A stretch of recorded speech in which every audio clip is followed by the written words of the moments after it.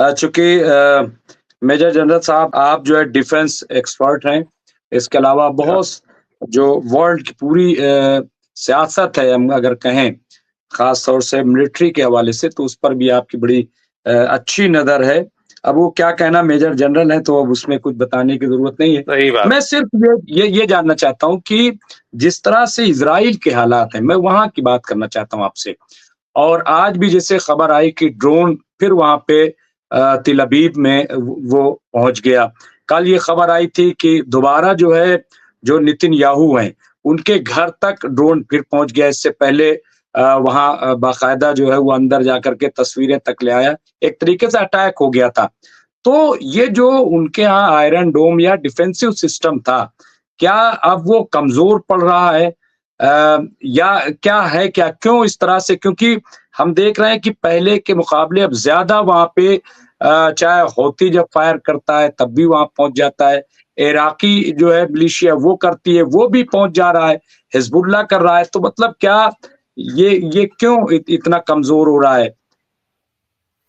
नहीं, बिल्कुल बहुत-बहुत शुक्रिया डॉक्टर मुमताज़ रिज़वी और आप इनवाइट करने का आपके शो में बहुत ही मज़ा आ रहा है। इनफैक्ट डॉक्टर रुमान हाशमी जी की जो बिगर पिक्चर दी है, बहुत ही बेहतरीन, बहुत ही माशाल्लाह क्या बात थी। तो ये मैं ये कहना चाहूँगा कि देखिए कि जो आप कह रहे हैं, यहाँ पर कोई भी एक मिलिट्री माइंड से अगर मैं सोचता हूँ, तो जब भी कोई डिफेंसिव होता है तो ऑफेंसिव वाला आदमी उसका कोई ना कोई तोड़ निकाल लेता है। आज इजराइल के पास अलग अलग किस्म के एयर डिफेंस सिस्टम में, जैसे आपने सही फरमाया कि आयरन डोम है, फिर इनके पास एरो 2 एरो 3 है, इसके अलावा इनका अपना डेविड स्लिंग्स है, फिर पैट्रियट आ गया है, अभी इन्होंने थर्ड भी ले आए, अमेरिका ने थर्ड दे दिया इनको, जो बहुत ही लेटेस्ट सिस्टम है, ये सब दे दिया। लेकिन जो हर डिफेंसिव सिस्टम की एक लिमिट होती है, कितना कर सकता है वो, कितने को बचा सकता है, 100, 50, 150, 200। यहाँ पर हिजबुल्लाह के पास रॉकेट्स बहुत है, रॉकेट, ड्रोन, और एक उनके अंदर एक फीलिंग है कि एक जो शुरू से सोच है कि इजराइल को खत्म करना है। ये सब देखते हुए जब वो लॉन्च करते हैं कि 150 ड्रोन, 150 रॉकेट, 200 रॉकेट, तो उनका आयरन डोम में गिरा देता है, काफी हद तक के बर्बाद करने में सफल रहता है। लेकिन फिर भी एक लिमिट के बाद जब आते हैं तो वो निकलने में सक्सेसफुल हो जाते हैं। और यहाँ पर मैं ये कहना चाहूँगा कि किस प्रकार से वो जब वो आयरन डोम में है क्षमता है, आयरन डोम और एरो 2-3 में, कि जो रॉकेट टारगेट की तरह जिससे ज्यादा नुकसान होने की क्षमता है, चांसेस है, उसको डिस्ट्रॉय करता है, वो सबको डिस्ट्रॉय नहीं करता। तो जब वो बाकियों को वो छोड़ देते हैं, जो नॉर्मल डेजर्ट की तरफ जा रहे हैं, सी की तरफ जा रहे हैं, या नॉर्मल गांव की तरफ जा रहे हैं जहां लोगों ने पहले शेल्टर ली हुई है, लेकिन जैसा कि मैंने कहा कि इतनी बड़ी संख्या में आ रहे हैं जिसकी वजह से वो लोग हमला करने में सफल हो रहे हैं। दूसरी बात, कई बार वो डिसेप्शन का भी इस्तेमाल करते हैं, इतने सारे रॉकेट भेजते हैं, साथ में एक लो फ्लाइंग ड्रोन भेज देते हैं जो सीधा नेतन्याहू के घर पे जाता है। वाकई में ये इजराइल के लिए बहुत बड़ी चिंता का सबब है, क्योंकि नेतन्याहू के घर पर हमले हो रहे हैं, उनके मिलिट्री बेसिस पर हमले हो रहे हैं, हैफा में हमले हो रहे हैं, नेवल बेसिस पर हमले हो रहे हैं, तो जो काफी हद तक सफल भी हो रहे हैं।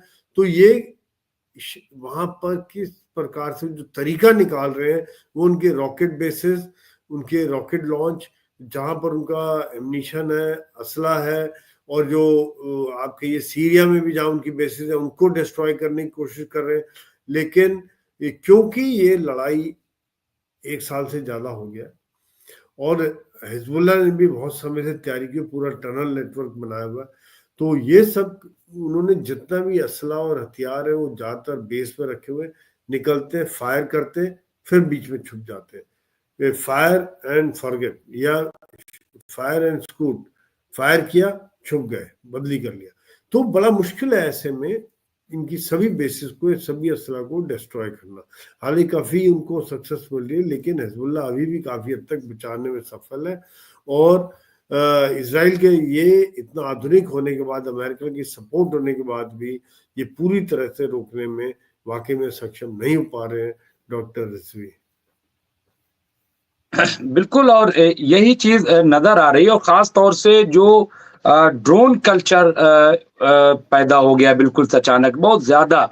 अभी मैं देख रहा था कि खुद जो अमेरिकी पायलट है उसने ये बात कही कि ड्रोन फौज, मतलब उससे मुकाबला करते करते जो F-15 है वो सारे खत्म हो गए अमेरिका के, ये उन्होंने एतराफ किया। और ड्रोन के फायर को या ड्रोन को रोकना जो है वो जो डिफेंसिव सिस्टम है उसके लिए भी एक बड़ी प्रॉब्लम बताई जा रही है। मैं एक चीज और मेजर जनरल साहब की, ये जो हम देख रहे हैं 13 महीना बल्कि अब तो 14 महीना बीच शुरू हो गया है, और अभी भी हमास हो या हिजबुल्लाह हो या उधर हूती तो अभी पूरी ताकत से, अभी तो वो एक तरीके से मैदान में आया ही नहीं पूरी तरह से। या इराकी आप हम देख लें, अगर जो मिलिशिया है वो बहुत इस वक्त बिल्कुल फायर करना शुरू कर रहे हैं, यहाँ तक कि सीरियन, कल तो सीरियन ने भी अटैक किए। ये ऐसे में क्या लग रहा है कि बगैर अब कोई समझौता के क्या ये सिर्फ हमले करके कोई नतीजा निकलेगा, या आखिरकार टेबल पे बैठना पड़ेगा? और इसमें ट्रम्प, जैसा कि बता रहे थे रोमान हाशमी साहब, कि ट्रम्प जब आएंगे तब या उससे पहले कोई किसी नतीजे पर पहुंचेंगे सीज फायर के? नहीं, बिल्कुल मैं रुमान हाशमी जी की बात से बिल्कुल इत्तेफाक रखता हूँ, क्योंकि जो सरकार होती है उसका फर्क पड़ जाता है, जो लीडर होता है। हालांकि अमेरिका के इंस्टीट्यूट्स बड़े स्ट्रांग हैं, जो हमेशा वो लॉन्ग टर्म पॉलिसी को देखते हैं, किस प्रकार से क्या रहेगा। कई बार जो कोई प्रेसिडेंट बदली हुए हो जाता है, लेकिन एक जो जो सिस्टम है वो काफी स्ट्रांग है। लेकिन जो ट्रम्प की बात है वो बिल्कुल जैसे हाशमी साहब ने कहा था कि बिजनेसमैन है, एक अलग नजरिए से देखते हैं हर चीज को। उसको देखते हुए अगर हम देखें तो वाकई में एक फर्क पड़ सकता है, क्योंकि रशिया यूक्रेन की लड़ाई से भी वो खुश नहीं, वो चाह रहे हैं कि लड़ाई जल्दी से जल्दी रुके। इसके अलावा मिडिल ईस्ट के बारे में कई बार मैं देखता हूँ उनका नजरिया अलग है। यहाँ पर वो चाहेंगे शायद ईरान को कमजोर किया जाए। सबसे बड़ा उन्हें खतरा है कि ईरान न्यूक्लियर पावर ना बन जाए। ये एक बहुत बड़ा खतरा उनको लगता है, अमेरिका को और इजराइल को। दोनों ही नहीं चाहेंगे कि ईरान किस तरह से न्यूक्लियर पावर बने, और यही उसको कमजोर करने की कोशिश कर रहे हैं। और ईरान जो है वो ये प्रॉक्सीज के द्वारा इनके ऊपर हमले कर रहा है, कि चाहे वो जैसा आपने सही फरमाया कि Hamas, Hezbollah, Houthi, Syria, Iraq के इस्लामिक फंडामेंटलिस्ट हैं, या फिर ये अपना ये यहाँ से फायर कर रहे हैं। जो प्रॉक्सीज हैं इन्होंने इसराइल को अलग अलग डायरेक्शन से हमला करके वाकई में एक बहुत बड़ा चैलेंज बना हुआ है। तो ये कहीं ना कहीं अभी आप देखिए कि ईरान के ऊपर हमला करना भी चाह रहे हैं, लेकिन कर नहीं रहे जिस हिसाब से करना चाहिए, या ये अभी भी हिचकिचा रहे हैं। क्योंकि आप देखिए ईरान ने 2 बार हमला किया था, एक बार अप्रैल में हुआ था, एक बार अक्टूबर में हुआ। लेकिन जो रिटेलिएशन हुआ था वो उस हिसाब से नहीं था जिस हिसाब से होना चाहिए था। क्योंकि अक्टूबर में भी कहा जाता है कि अमेरिका ने रोका था, इसराइल को कंट्रोल किया था कि आप इनके न्यूक्लियर प्लांट पे, आप ऑयल इंस्टॉलेशन पे हमले नहीं करेंगे, बाकी जगह हमला करेंगे। एक टोकन टाइप हमला हो गया। यही अप्रैल में भी ऐसा हुआ था, एक टोकन टाइप रिटेलिएशन हुआ था। तो ये सब देखते हुए क्या वो ईरान को डायरेक्टली कन्फ्रंटेट नहीं करना चाह रहे और उनके प्रॉक्सीज को डिस्ट्रॉय करना चाह रहे हैं। पर अगर खाली प्रॉक्सीज को डिस्ट्रॉय करते रहेंगे तो ये बहुत बड़ा टाइम लगेगा, क्योंकि आप देखिए 7 अक्टूबर के बाद से लड़ाई शुरू हुई, जंग शुरू हुई, और अभी तक हमास को भी पूरी तरह से खत्म नहीं कर पाए हैं। जबकि हमास चारों से घिरा हुआ था, गाजा को इन्होंने घेरा डाला हुआ था समुद्र से, जमीन से, और कई बाहर से सपोर्ट नहीं मिल पा रही थी। लेकिन अभी भी जंग जारी है। हिजबुल्लाह के साथ अभी बहुत कैजुअलिटीज हो रही है इनकी, ये बहुत बड़ा चैलेंज है।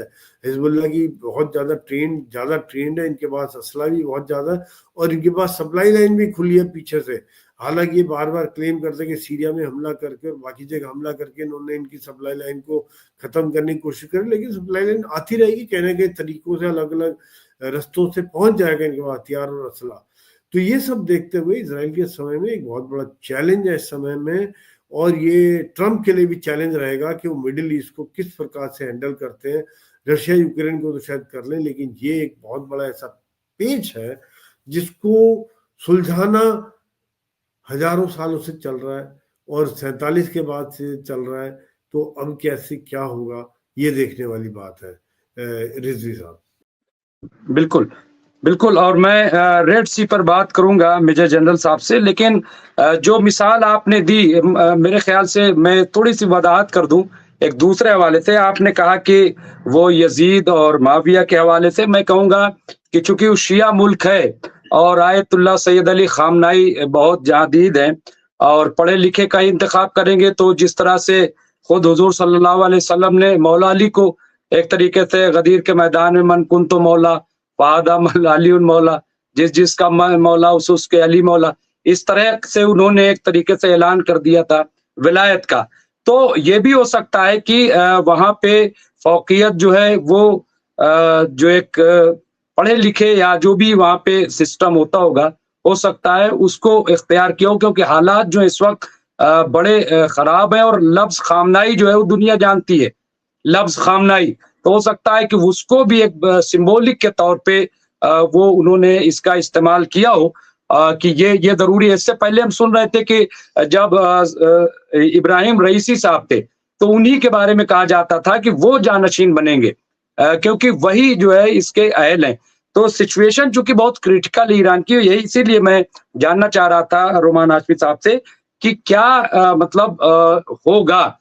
क्योंकि अगर ख़ामनाई साहब को कुछ होता है और वहाँ पे जानशीनी बदलती है, तो चूँकि जो नए सदर आए हैं, उनके बारे में भी अलग-अलग तरह की बातें हो रही हैं कि वो प्रो अमेरिकन हैं या वो थोड़ा-से मॉडर्न टाइप के हैं। वो जो इब्राहिम रईसी जैसे थे, वैसे नहीं, ये तमाम तरह की वो चीज़ें भी। और खुद ईरान के अंदर जितनी कंट्रोवर्सी जो है उठती रहती है, आप देखते हैं।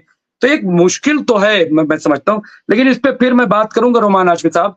मैं मेजर जनरल साहब से सोई साहब से कि ये जो रेड सी है ये भी एक बहुत बड़ी प्रॉब्लम बन गई। और जिस तरह से हमने देखा कि पूरा यूरोप और अमेरिका मतलब पूरी ताकत जो गए, लेकिन टस से मस नहीं हो रहा है ये हौती जो है, और रेड सी अभी वैसे ही ब्लॉक है। इसका ये कैसे हल होगा? क्या वो ये शर्त फिर इसमें माननी ही पड़ेगी कि यहाँ से तमाम जो गजा से इजरायली फौजी सब हटें और मुआहदे को माने, समझौते को कबूल करें, जो भी हैं शर्तें? रिजवी साहब, ये वाकई में दुनिया के लिए काफी परेशानी का सबब है कि जिस प्रकार से रेड सी के ऊपर जो हमले हो रहे हैं, इसका जो खामियाजा इस समय में शायद हम लोग और बाकी दुनिया जो इधर एशियन कंट्रीज है काफी भुगत रहे हैं, क्योंकि जो आने जाने की कीमत है, तेल की कीमत बढ़ गई है, जो उनका जो ट्रांसपोर्टेशन कॉस्ट काफी ज्यादा हो गई है। तो ये देखते हुए और हुथी के ऊपर कंट्रोल कैसे किया जाए, ये बहुत बड़ा चैलेंज हो गया अभी अमेरिका के लिए और इजराइल के लिए। देखा जाए तो मुझे कई बार ये लगता है कि इजराइल के तो रेंज से भी बाहर पड़ता है, क्योंकि 2000 किलोमीटर से ज्यादा पड़ जाता है। इजराइल को शायद ये लग रहा है कि काफी बड़ा चैलेंज है उनको हुथी को हैंडल करना। इसलिए हम देख रहे हैं कि ज्यादातर हमले जो किए गए हुथी के खिलाफ वो अमेरिका और इंग्लैंड ने किए हैं, क्योंकि लेकिन फिर भी अब देखिए कितना फैले हुए हैं, उनके पास भी बेसिस हैं, हथियार बहुत लेटेस्ट हथियार हैं। वो कई बार हथियारों की नुमाइश कर चुके हैं, परेड कर चुके हैं, अपनी परेड होती है उनकी। और जिस प्रकार से डिस्पर्स होके जंगलों में छुप के वो रह रहे हैं, तो एक तरह से जिसको मैं कहूँगा गुरिल्ला वॉरफेयर कर रहे हैं रेड सी के ऊपर। और जो पैसेंजर शिप है जिनके ऊपर प्रोटेक्शन कम है, उनको वो टारगेट कर पा रहे हैं और सक्सेसफुल भी हो रहे हैं। तो एक देखा जाए तो अगर इनका कुछ ना कुछ मसले को ठीक तरीके से हल नहीं किया गया, तो ये एक दुनिया के लिए बहुत बड़ी परेशानी हो रही है। क्योंकि अगर ईरान उधर पर्शियन गल्फ की तरफ करता है या रेड सी में एक ब्लॉक लगा हुआ है, मतलब निकल रहे हैं शिप, लेकिन काफी बड़ा चैलेंज रहता है, इंश्योरेंस की कीमत बढ़ गई है। तो ये सब देखते हुए कुछ ना कुछ तो एक कड़ा एक्शन लेना पड़ेगा, ताकि दुनिया के लिए ये जो बहुत बड़ी परेशानी है उसको किसी प्रकार से कम किया जाए। रिजवी साहब, तो आखिर में मैं आपसे 30 सेकंड का एक आप जो है वो सदारती खुतबा जिसको हम उर्दू में कहते हैं, वो अगर दें तो हम इसको समअप करें जी, हालात के उस पे।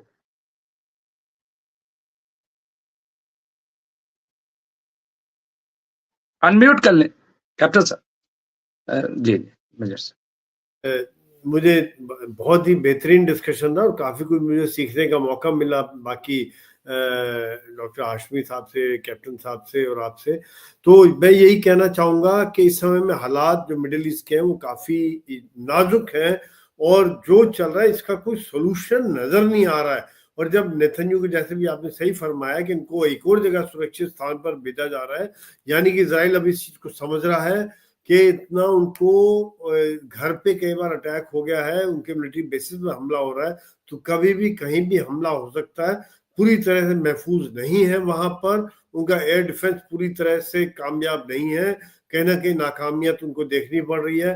तो ये सब देखते हुए और जिस तरह चारों तरफ से हमले हो रहे हैं, इजराइल थमने का नाम नहीं ले रहा है, ये चाहे इंसानी हुकूक का खात्मा हो रहा है, चाहे आम आदमी की जानें जा रही हैं, उसका कोई फर्क नहीं पड़ रहा है, इजराइल को ह्यूमन राइट्स का कोई वो सुनवाई नहीं है। तो ये सब देखते हुए इस समय में हालात काफी नाजुक हैं। उम्मीद यही करते हैं कि शायद ट्रम्प आए या कुछ और बेटर सेंस प्रिवेल करे और मिडिल ईस्ट में शांति आए। आज मैं आपके शो के थ्रू यही कहना चाहूंगा। जी जी जी, बहुत बहुत शुक्रिया मेजर जनरल संजय सोई साहब, आपका बहुत शुक्रिया। इसके साथ साथ ग्रुप कैप्टन देवनाथ जी का शुक्रिया और रोमान हाशमी साहब का, कि जिन्होंने बड़ी अच्छी अपडेट्स, एक बेहतरीन तज्जिया जिसको कह सकते हैं, और मेजर जनरल साहब ने अप्रिशिएट भी किया उनको उस बात को लेकर के। तो आप तमाम हजरात का बहुत बहुत शुक्रिया।